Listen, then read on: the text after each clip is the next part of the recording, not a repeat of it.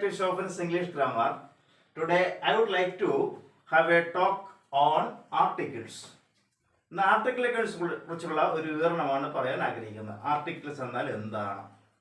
അപ്പോൾ ആർട്ടിക്കിൾസിന് മലയാളത്തിൽ ഭേദങ്ങൾ എന്നാണ് പറയുന്നത്. ഇത് actually it does the work of an adjective. ഈ ആർട്ടിക്കിൾസ് എന്ന് പറഞ്ഞാൽ ഒരു അഡ്ജക്റ്റീവിൻ്റെ വർക്കാണ് ചെയ്യുന്നത്. അപ്പോൾ എന്താണ് അഡ്ജക്റ്റീവ് എന്ന് പറഞ്ഞാൽ?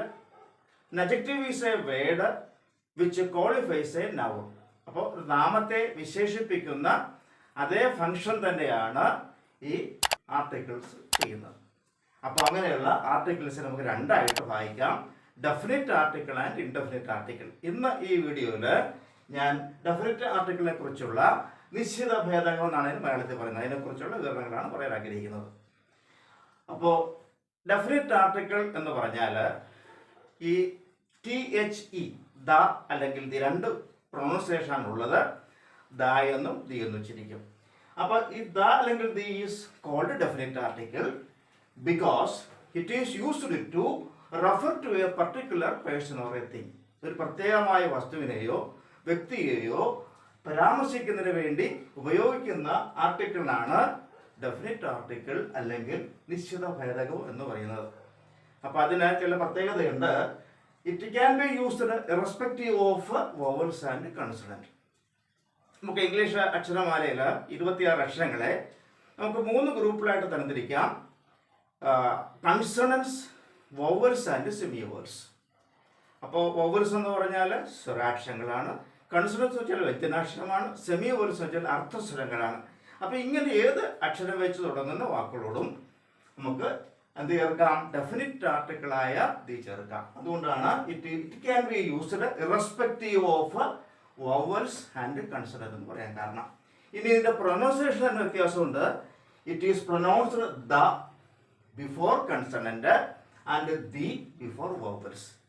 വോവൽസ് അക്ഷരങ്ങളുടെ മുന്നിൽ അല്ലെങ്കിൽ വോവൽസ് ശബ്ദം വെച്ച് തുടങ്ങുന്ന നാമപദങ്ങൾക്ക് മുന്നിൽ നമ്മൾ ഉച്ചരിക്കേണ്ടത് ദി എന്നാണ്. എന്നാൽ കൺസണന്റ് വ്യഞ്ജനാക്ഷരങ്ങൾക്ക് വെച്ച് തുടങ്ങുന്നതായ വാക്കുകളുടെ മുന്നിൽ നമ്മൾ ദ എന്നാണ് ഉച്ചരിക്കേണ്ടത്. അപ്പോൾ 2 പ്രൊനൗൺസിയേഷൻ ഉണ്ട്. ഇനി നമുക്ക് ഇതിൻ്റെ യൂസേജ് ഓഫ് ഡെഫിനിറ്റ് ആർട്ടിക്കിളിനെ കുറിച്ചുള്ള നിയമങ്ങളിൽ പ്രധാനപ്പെട്ട കുറേ നിയമങ്ങളാണ് ഇവിടെ നമ്മൾ പറയാൻ ഉദ്ദേശിക്കുന്നത്.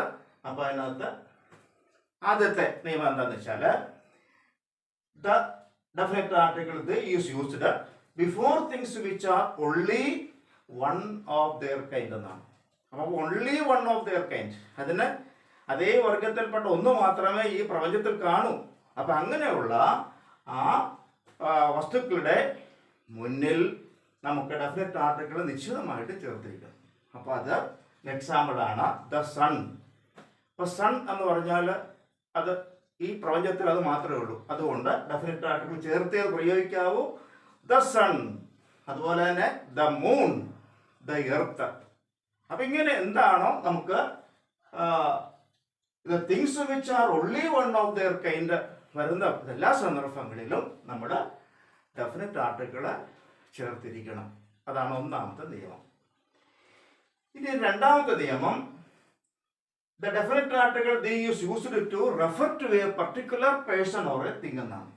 ഒരു പ്രത്യേക വസ്തുവിനെയോ പ്രത്യേക വ്യക്തിയെയോ പരാമർശിക്കുന്നതിന് വേണ്ടി ചേർക്കുന്നു ഡെഫിനിറ്റ് ആർട്ടിക്കിൾ. ഇപ്പോൾ നമുക്ക് the boy who stood first was given a prize. അപ്പോൾ the boy who stood first എന്ന് പറഞ്ഞാൽ ഒന്നാം സ്ഥാനത്തെത്തിയ കുട്ടി സമ്മാനം നൽകപ്പെട്ടു എന്നാണ്. അപ്പോൾ ആ കുട്ടിയെ വിശേഷിപ്പിക്കുന്നുണ്ട് അല്ലെങ്കിൽ അതിനെ റെഫർ ചെയ്യപ്പെടുന്നുണ്ട്. അതുകൊണ്ടാണ് ദ ബോയ്. അപ്പോൾ അവിടെ ഡെഫിനിറ്റ് ആർട്ടിക്കിൾ ചേർക്കണം. ഇനി വേറൊരു example, call the boy waiting outside. ഔട്ട്സൈഡിൽ വെയിറ്റ് ചെയ്യുന്നതായ കുട്ടി. Call the boy waiting outside. അപ്പോൾ അവിടെയും പ്രത്യേകമായി റെഫർ ചെയ്യപ്പെടുന്നുണ്ട്. അതുപോലെ the mangoes on our tree are ripe. The mangoes on our tree are ripe എന്ന് വെച്ചാലോ നമ്മുടെ മരത്തിൽ ഉണ്ടായിരിക്കുന്ന ആ മാങ്ങയുള്ള അതല്ല വളരെ റൈപ്പാണ്, പഴുക്കാൻ തയ്യാറായിരിക്കുന്നു അല്ലെങ്കിൽ പാകമായിരിക്കുന്നു എന്ന ആശയത്തിൽ. അപ്പം ഇങ്ങനെയുള്ള ആ കേസിൽ രണ്ടാമതായിട്ട് എന്തിനാണ് ഉദ്ദേശിക്കുന്നത്? It is used to refer to a particular person or a thing. ഈ സന്ദർഭങ്ങളിൽ നമ്മൾ ഡെഫിനിറ്റ് ആർട്ടിക്കിൾ ചേർത്തിരിക്കണം. ഇനി മൂന്നാമത്തെ നിയമം, it is used before persons or things referred before that come again. എന്താണ് അതിൻ്റെ അർത്ഥം? It is used before persons or thing referred before. നമ്മൾ നേരത്തെ പ്രതിപാദിച്ചതായ അല്ല പരാമർശിക്കപ്പെട്ടതായ ഒരു വസ്തുവോ വ്യക്തിയോ രണ്ടാമതും വരിക. ഇപ്പോൾ ഉദാഹരണം നോക്കാം. നമുക്ക് ഐ സോ എ ബെഗർ. നമ്മുടെ ബെഗർ വന്നു. I saw a beggar. ഞാനൊരു യാചകനെ കണ്ടു. The beggar came to see me. ആ യാചകൻ എന്നെ കാണാൻ വന്നു എന്നാണ്. അപ്പോൾ ബെഗർ എന്ന് പറയുന്നത് രണ്ടാമത്തെ വാക്യത്തിൽ റിപ്പീറ്റ് ചെയ്തു. അപ്പം അങ്ങനെ റിപ്പീറ്റ് ചെയ്യപ്പെടുന്ന സന്ദർഭങ്ങളിലെല്ലാം തന്നെ നമ്മൾ ഡെഫിനറ്റ് ആർട്ടിക്കിൾ ചേർത്തിരിക്കണം. വേറെ എക്സാമ്പിളാണ് I so yesterday I boat A clock. ഇന്നലെ ഞാൻ ഒരു ക്ലോക്ക് വാങ്ങി. The clock works well. ആ ക്ലോക്ക് ഇപ്പോൾ നന്നായി വർക്ക് ചെയ്യുന്നു. അപ്പോൾ ഇങ്ങനെയുള്ള കാര്യങ്ങളാണ് ഇതിനകത്ത് വരുന്നത്. ഇനി ഇതിൻ്റെ നാലാമത്തെ നിയമം. It is used before names of rivers, seas and mountains. ഇപ്പോൾ ഡെഫിനറ്റ് ആർട്ടിക്കിൾ നമ്മൾ നദികളുടെ പേരിന് മുന്നിൽ, കടലുകളുടെ പേരിന് മുന്നിൽ, മൗണ്ടൻസിൻ്റെ പേരിന് മുന്നിലൊക്കെ ചേർത്തിരിക്കണം. For example the Ganges is a sacred river. അപ്പോൾ Ganges, the Ganges. The Pacific Ocean, the Himalayas. അപ്പം ഇത് ആണ് നമുക്ക് നാലാമത്തെ നിയമമായിട്ട് വരുന്നത്. ഇനി ഇതിൻ്റെ അഞ്ചാമത്തെ നിയമം. Before names of well known books. വളരെ വെൽ നോൺ ആയിട്ടുള്ള പ്രശസ്തമായ പുസ്തകങ്ങളുടെ ബുക്കുകളുടെയൊക്കെ മുന്നിൽ ഡെഫിനറ്റ് ആർട്ടിക്കിൾ ചേർക്കുന്നതാണ്. For example the Ramayana, the Bible, the Quran. ഇതൊക്കെ ഫേമസ് ആയിട്ടുള്ള വെൽ നോൺ ബുക്സുകളാണ്. അപ്പം അതിൻ്റെ മുന്നിൽ ഡെഫിനറ്റ് ആർട്ടിക്കിൾ ചേർക്കണം. ഇതാണ് അഞ്ചാമത്തെ നിയമം. ഇനി ആറാമത്തെ നിയമം. Definite article is used before an adjective that is in superlative degree. Superlative degree വരുന്ന അഡ്ജക്റ്റീവിൻ്റെ മുന്നിലെല്ലാം ഡെഫിനറ്റ് ആർട്ടിക്കിൾ ചേർത്തിരിക്കണം. ഇപ്പോൾ നമ്മൾ എക്സാമ്പിളായിട്ട് ദ ബെസ്റ്റ്, ഗുഡ് എന്ന് പറയുന്ന ആ വിശേഷണപദത്തിൻ്റെ സൂപ്പർലേറ്റീവ് ആണ് ബെസ്റ്റ്. അപ്പോൾ ഗുഡ്, ബെറ്റർ, ബെസ്റ്റ്. അപ്പോൾ ബെസ്റ്റ്, ദ ബെസ്റ്റ്. അതുപോലെ തന്നെ ബാഡ് എന്ന് പറയുന്ന ആ വിശേഷണപദത്തിൻ്റെ സൂപ്പർലേറ്റീവ് ആണ് വേസ്റ്റ്. അപ്പോൾ ഇത് വേസ്റ്റ്. ടോൾ എന്ന് പറയുന്നത് the tallest, the tallest. Beautiful എന്ന് പറയുന്നതിൻ്റെ സൂപ്പർലേറ്റീവ് ഫോമാണ് ദ മോസ്റ്റ് ബ്യൂട്ടിഫുൾ. അപ്പോൾ ഇതിൻ്റെ എല്ലാം മുന്നിൽ ഇങ്ങനെ സൂപ്പർലേറ്റീവ് ഡിഗ്രിയുടെ മുന്നിലെല്ലാം തന്നെ ഡെഫിനറ്റ് ആർട്ടിക്കിൾ ചേർക്കേണ്ടതാണ്. ഇനി നമുക്ക് അടുത്തതായിട്ട് ഏഴാമത്തെയുമായിട്ട് വരുന്നത് before an adjective to make it a noun in plural. ഒരു അഡ്ജക്റ്റീവിനെ ഒരു ബഹുവചന നാമമാക്കുന്നതിന് വേണ്ടി നമ്മൾ എപ്പോഴും ആർട്ടിക്കിൾ ചേർക്കാറുണ്ട്. ഫോർ എക്സാമ്പിൾ റിച്ച് എന്ന് വെച്ചാൽ സമ്പത്തുള്ളവൻ എന്നൊക്കെ അർത്ഥം. വിശേഷപദമാണ്, അഡ്ജക്റ്റീവാണ്. അപ്പോൾ അതിനെ പ്ലൂറലാക്കാൻ വേണ്ടി ദ റിച്ച് എന്ന് വെച്ചാൽ സമ്പന്നർ എന്നർത്ഥം. ആർട്ടിക്കിൾ ചേർത്ത അർത്ഥം മാറി. റിച്ച് എന്നുള്ളത് ദ റിച്ചായി. അതുപോലെ തന്നെ പുവർ എന്ന് വെച്ചാൽ പാവപ്പെട്ട. ദ പുവർ എന്ന് വെച്ചാൽ സാധുക്കൾ, പാവപ്പെട്ടവർ എന്നാണ്. അപ്പോൾ അത് ആഡ്ജക്റ്റീവ് പ്ലൂറലായിട്ട്, പ്ലൂറൽ നൗണായിട്ട് മാറുകയാണ്. ഇനി അടുത്ത നിയമം, എട്ടാമത്തെ നിയമം. As an adverb in certain sentences. ചില സെന്റൻസുകൾ ആഡ്വർബായിട്ട് ചേർക്കും. എക്സാമ്പിളായിട്ട് നോക്കാം. The more they get, the more they want. എത്രത്തോളം നമുക്ക് കിട്ടുന്നുവോ അത്രത്തോളം നമ്മൾ ആവശ്യക്കാരായി വരികയാണ്. വേറെ എക്സാമ്പിളാണ് the older you grow, the weaker you become. എത്രത്തോളം നമ്മൾ പ്രായമുള്ളവരായി തീരുന്നുവോ അത്രത്തോളം നമ്മൾ ക്ഷീണിതരായി മാറുന്നു. ഇപ്പം ദ മോർ ആ സ്ട്രക്ചറിലും നമുക്ക് ഡെഫിനറ്റ് ആർട്ടിക്കിൾ ഉണ്ടായിരിക്കും. പക്ഷേ ഇവിടെ ദീക്ക് ചേർത്തിരിക്കുന്നത് സൂപ്പർലേറ്റീവ് ഡിഗ്രി അല്ല, കമ്പാരിറ്റീവ് ആണ്. ഇപ്പം ദി പ്ലസ് കമ്പാരിറ്റീവ് ആണ്.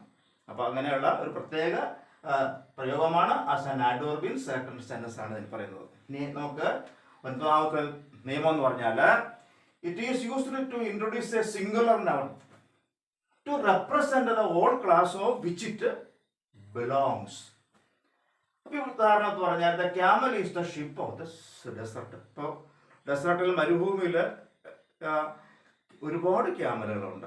അത് അവിടുത്തെ ഷിപ്പായിട്ടാണ് കണക്കാക്കുന്നത്. ചിലപ്പോൾ കൊണ്ടുപോകുന്നത് ഷിപ്പായിട്ട്. അപ്പോൾ അതുകൊണ്ട് നമുക്ക് ഒരു ഇൻട്രൊഡ്യൂസ് എ സിംഗുലർ നൗൺ ആയിട്ട് പറയുകയാണ് the camel is the ship of the desert.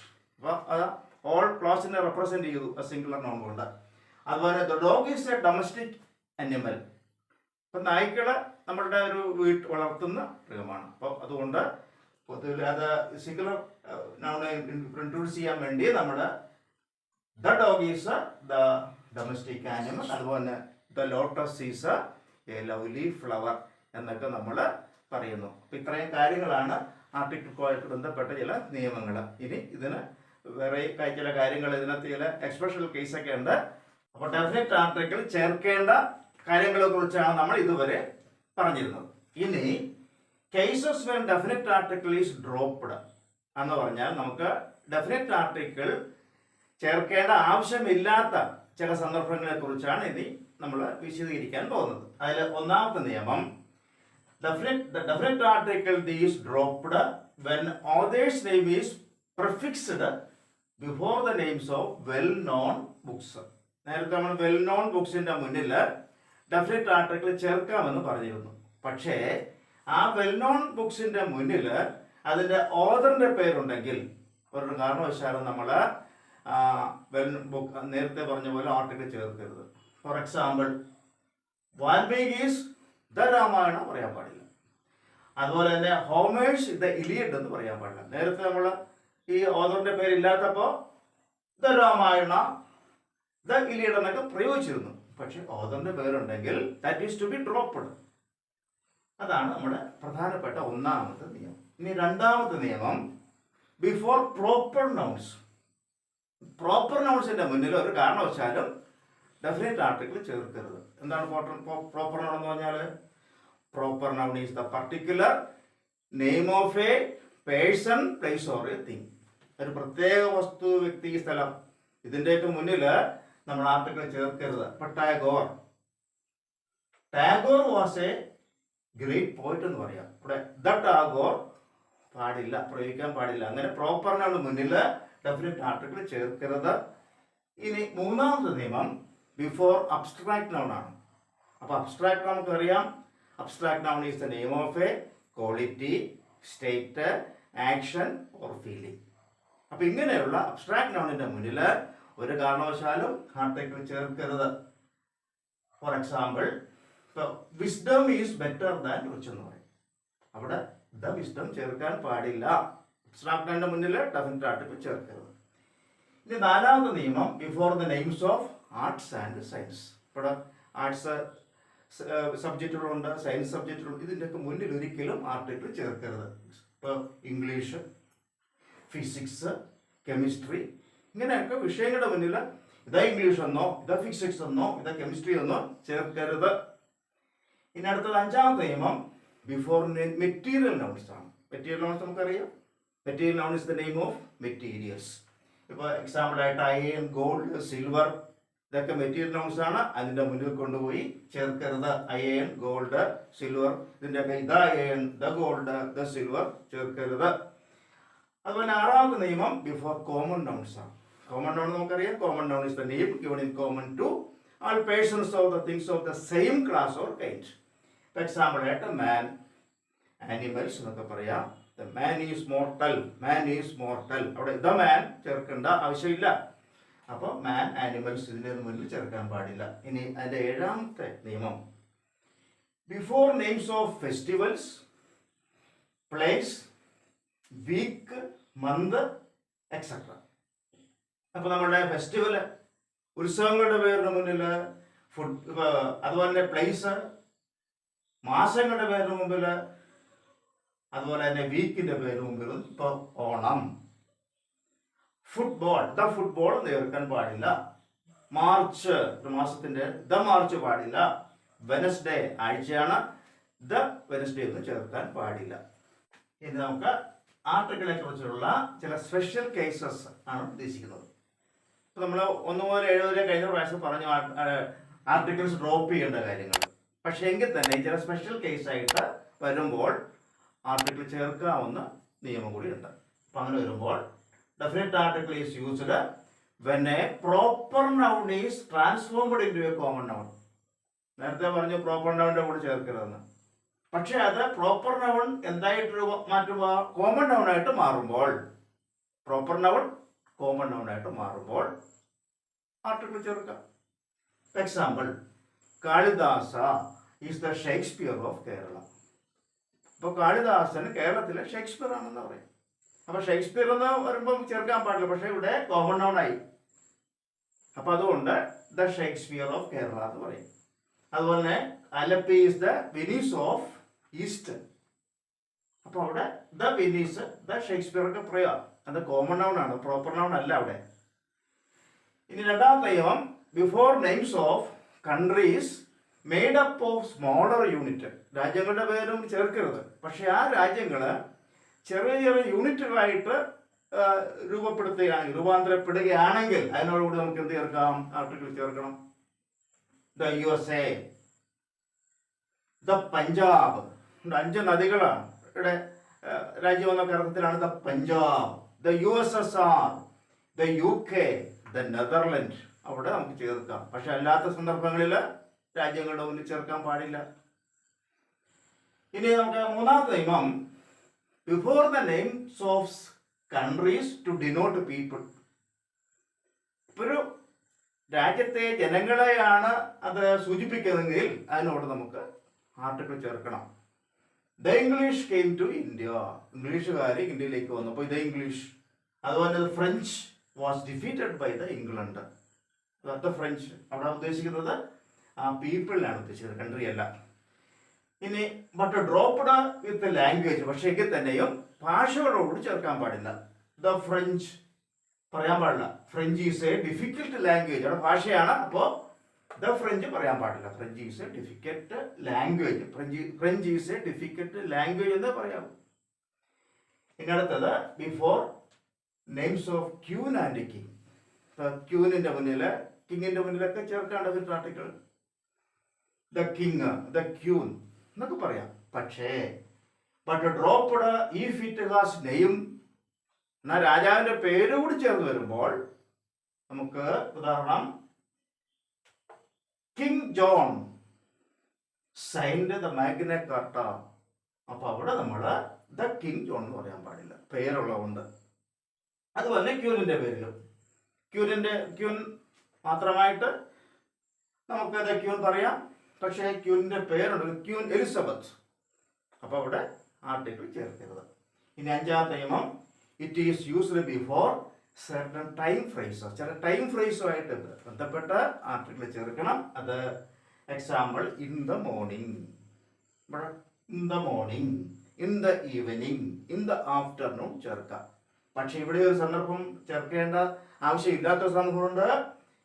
പക്ഷെ നൈറ്റ് ന്യൂ, ഇവിടെ ഇത് നൈറ്റ് ഇത് ന്യൂ പറയാൻ പാടില്ല. അവിടെ നമ്മൾ അറ്റ് നൈറ്റ്, അറ്റ് നൂൺ എന്ന് പറയുന്നതായ പ്രിപ്പോസിഷനാണ് ചേർക്കേണ്ടത്.